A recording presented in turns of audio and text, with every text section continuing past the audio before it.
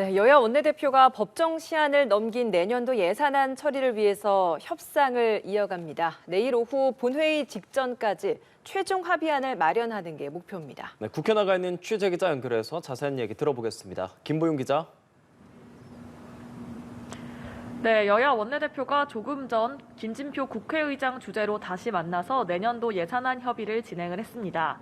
여야 원내대표는 어제도 밤 10시 무렵까지 양당 정책위 의장과 예결위 간사와 함께 쟁점 예산과 세임 예산 부수 법안을 놓고 조율을 진행했는데요.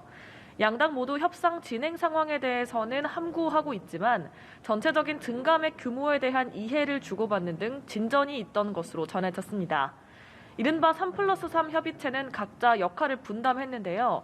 여야 정책위 의장은 법인세 최고세율 인하 등이 담긴 세임 예산 부수 법안에 대한 각 당 입장을 정리해서 논의하기로 했고요. 예결위 간사들은 각 당이 요구하는 증액 예산을 세부적으로 검토하고 원내대표들은 이 내용을 종합해서 전체적인 증감액을 맞추는 식으로 협상을 벌일 예정입니다. 여야 모두 정기국회 회기 안에 예산안을 처리해야 한다는 데 의지를 보이면서 본회의가 열리는 내일 오전까지는 합의안을 마련해 보겠다는 계획입니다. 다만 이상민 행정안전부 장관에 대한 문책 방안이 변수입니다. 민주당은 오후 의원총회를 열고서 이 장관에 대한 해임 건의안과 탄핵소추안 중 어느 쪽을 추진할지 의견을 모을 예정인데요. 민주당은 어느 쪽이든 내일과 모레 연달아 열리는 본회의에서 다수 의석을 활용해 통과시키겠다는 방침입니다.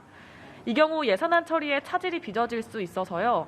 국민의힘은 민주당의 문책안을 강행 처리할 경우 예산 협의가 파국을 맞을 것이라고 경고했습니다.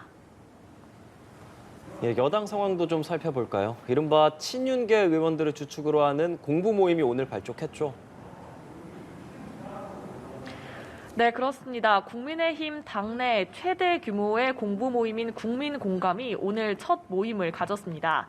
이 모임은 지난 6월 친윤계 의원들이 주축이 된 모임 민들레가 개파 논란에 휩싸여서 출범이 미뤄지다가 이름을 바꾼 뒤 오늘에서야 발족한 건데요.